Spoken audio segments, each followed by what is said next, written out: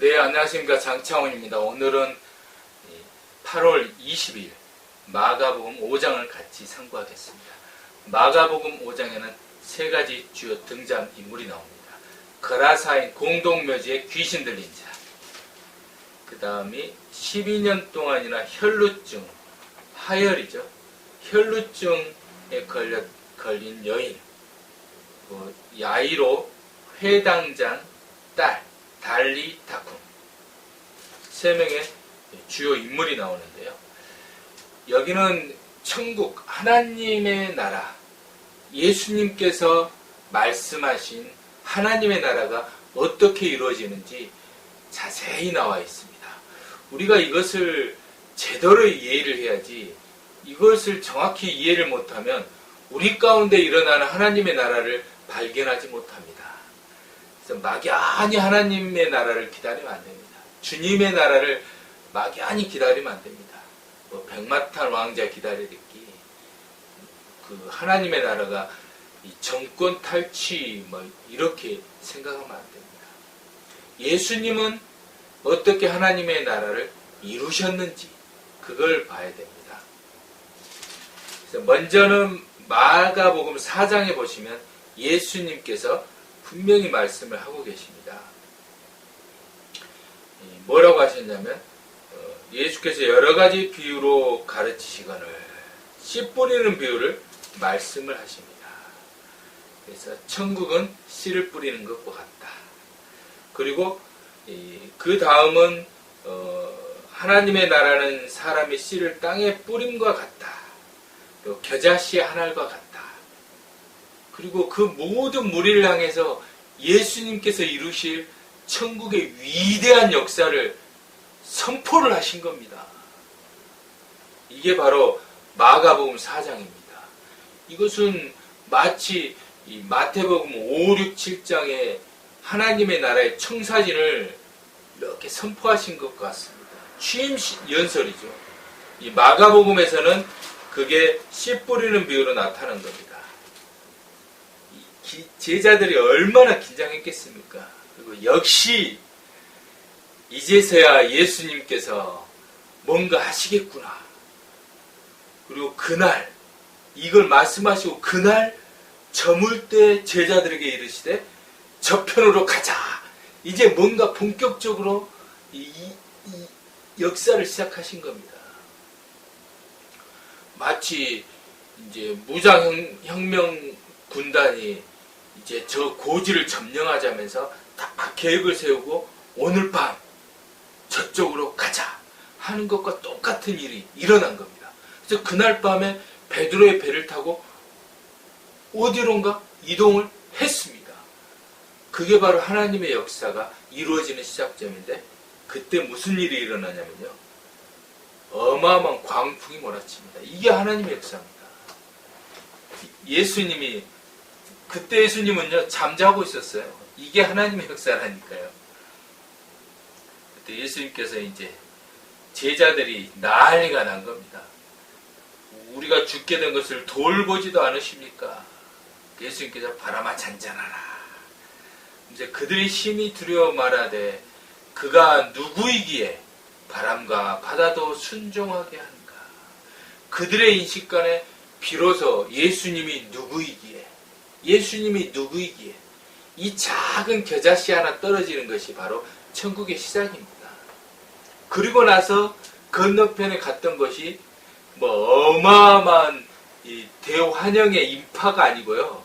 공동묘지에서 귀신 들린 자입니다. 배에서 나오심에 곧 더러운 귀신 들린 사람이 무덤 사이에서 나와 예수를 만나니라.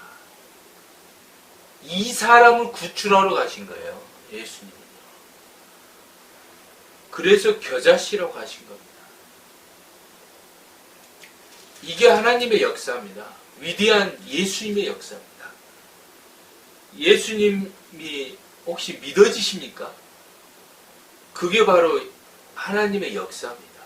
예수님이 믿어지고 예수님이 만나지고 혹시 예수님의 은혜로 과거에 해결되지 않았던 그 속박이 혹시 풀려진 것이 믿어집니까? 그러면 그게 바로 하나님의 나라가 임한 겁니다.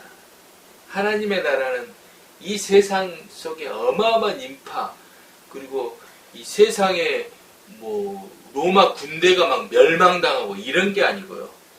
이 귀신 들린 자에게 해방이 되는 그것이 바로 하나님의 나라입니다. 예수님은 그 천국이라는 어마어마한 대프로젝트를 말씀하시고 나서 바로 행하신 것이요. 이 건너편 공동묘지가 가지고 그 한 명을 살렸습니다. 2명 살린다고 다른 데 나오는데 한 명은 긴가민가하고 고침만 받고 갔고요. 또 한 명이 제대로 예수님을 알아본 겁니다. 그러니까 딱 한 명 살린 겁니다.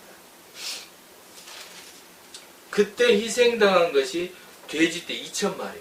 2,000마리. 여기 읽어드릴게요. 중요한 문구가 납니다.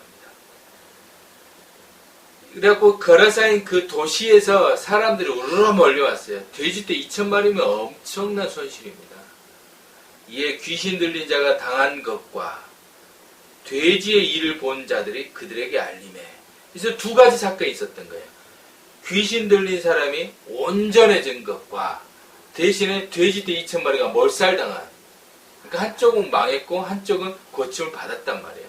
이 2개를 보고 선택을 해야 됩니다. 예수님은 이 사람을 선택했습니다. 대신에 이 사람들은 이 돼지떼를 선택했습니다. 그래서 돼지떼가 몰살당하는 걸 보고 그 도시 안에 들어오면 돼지떼 수천만 마리가 죽을까 싶어갖고 예수님을 가라고 해버립니다. 그리고 나서 예수님은 이 12년 동안이나 혈루증을 앓은 한 여인을 고치고요. 그리고 이 야이로 회장당 딸, 이 소녀를 고칩니다. 다른 어떤 큰 이 천국과 같은 우리가 생각하는 그러한 이 복지사회를 이룬 게 아니에요. 딱 이 2명 고쳤어요. 3명 고쳤습니다. 이것이 하나님의 나라입니다. 우리는 이것을 기억하셔야 됩니다. 예수님께서요, 이 세례요한에게, 그러니까 이 복음서를 읽을 때 우리가 막연히 읽으면 안 돼요. 이 예수님께서 이 세례요한에게 세례를 이렇게 받으셨잖아요. 이게 이제 세례요한입니다. 예수님입니다. 세례를 받고 요단강물에 쑥 들어갔다 나오셨어요. 그때 성령이 비둘기같이 임하심을 보고 하늘로부터 소리가 나서 너는 내 사랑하는 아들이라 내가 너를 기뻐하노라 했거든요. 이건 이제 물세례죠. 그래서 우리는 새벽마다 이 샤워 꼭지로 물세례를 해야 돼요. 그런 정신을 가져야 됩니다. 그리고 나서 성령이 예수를 광야로 몰아내십니다. 이게 마태복음 이 4장에 보면은 이 3가지 시험이 나오잖아요. 그래서 물세례를 받는다는 것은 그 3가지 시험을 이기는 거예요. 거기에서 보면은 물로 이렇게 샤워로 세례하는 것은 씻는 거잖아요. 죄를. 그 죄는 뭐이겠어요? 먼저는 이 세상 자본주의로부터의 죄, 이 떡 문제, 이 머릿속에 있는 떡 문제, 권력 문제, 부귀영화 문제, 이것을 마귀들이 그걸 가지고 시험을 했거든요. 그것을 씻어내야 되는 거예요. 그게 바로 물세례의 정의입니다. 그리고 나서 이 어마어마한 하나님의 아들이다. 그건 하나님의 아들은 왕자잖아요. 지금으로 말하면 황태자잖아요. 어마어마하죠. 차기 대권 주자 아닙니까? 실질적인 정권을 가지신 분이죠. 하나님의 아들인데요. 대통령의 아들이라고 생각해봐야 난리 납니다. 근데 하나님의 아들이세요. 시진핑의 아들은 뭐 할까요? 트럼프의 이 딸 이방카는 어떻습니까? 근데 하나님의 아들이에요. 근데 하나님의 아들이 이제 시험을 다 이기고 나서 뭐 하시는지 볼까요? 요한이 잡혀버렸어요. 예수님께 세례를 줬던 요한은 옥에 갇혀버립니다. 그리고 예수께서 갈릴리에 오셔가지고 천국 복음을 전파하는데 갈릴리 해변가로 지나가다가 시몬과 안드레가 금을 던지는 걸 보고 그 2 사람을 전도합니다. 그리고 야고보하고 요한을 전도합니다. 그리고 베드로의 집에 들어가고 장모의 열병을 고쳐줍니다. 이게 바로 예수님이 하셨던 일입니다. 그러니까 우리가 생각하는 예수님을 믿으면 이 촛불 집회를 일으켜서 혁명을 뭔가 정권을 뒤집고 부패 정권을 갖다 감옥에 쳐놓고 하는 것이 천국일 것 같죠? 그거 하면 뭐 할 거예요? 사람만 바뀔 뿐이에요. 똑같아요.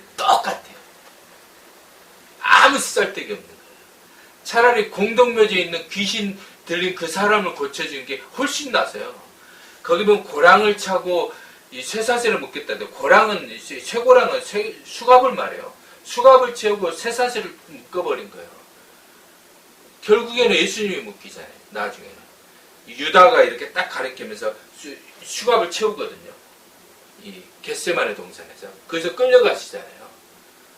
그리고는 이 십자가에 못이 박혀버리잖아요. 쇠사슬을 이렇게 발도 묶이시고요. 그럼 왜 그러겠어요?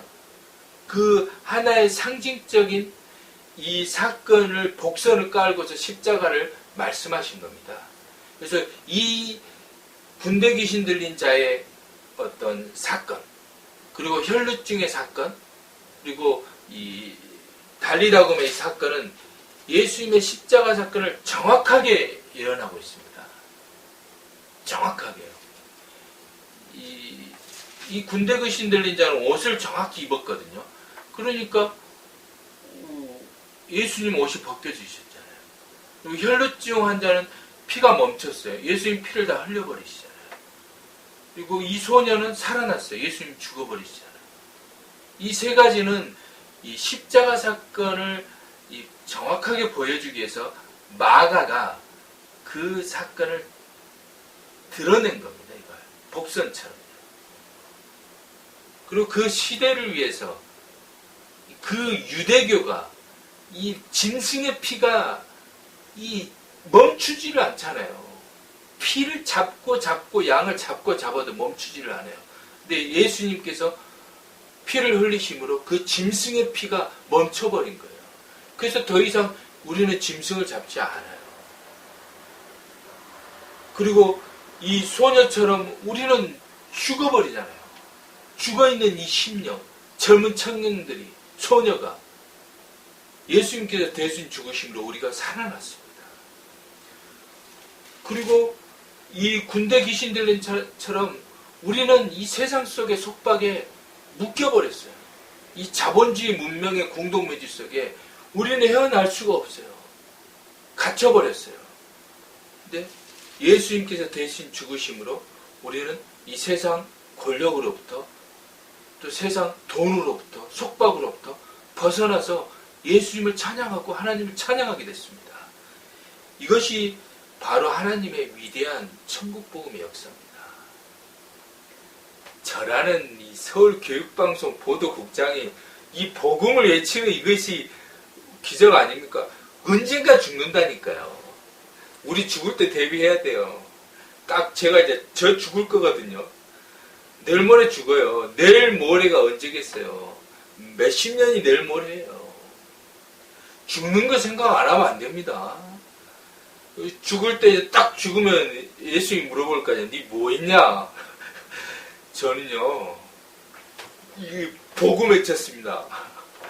그 말해야 되거든요. 할 말이 있어야 된다니까요. 제가 딱 하루에 끝나고 나서 딱 잠자리 들 때요. 예수님 오늘 8월 20일이잖아요. 마가복음 5장 복음 외쳤습니다. 제가 군대 귀신 들린 자처럼 이 세상 속에서 세상 것에 붙잡혀서 이 세상 이 죄의 속박에 붙잡혀서 살았잖아요. 예수님이 저를 구원하셨습니다. 그 외쳤습니다. 제가 이 세상을 향해서 늘 피 흘리듯이 그렇게 질질질질 멈추지 않는 이 세상을 향한 탐욕의 피. 그런데 예수님께서 저의 병을 고치셨습니다. 이것을 해야 됩니다. 저는 오늘도 외쳤습니다. 감사합니다.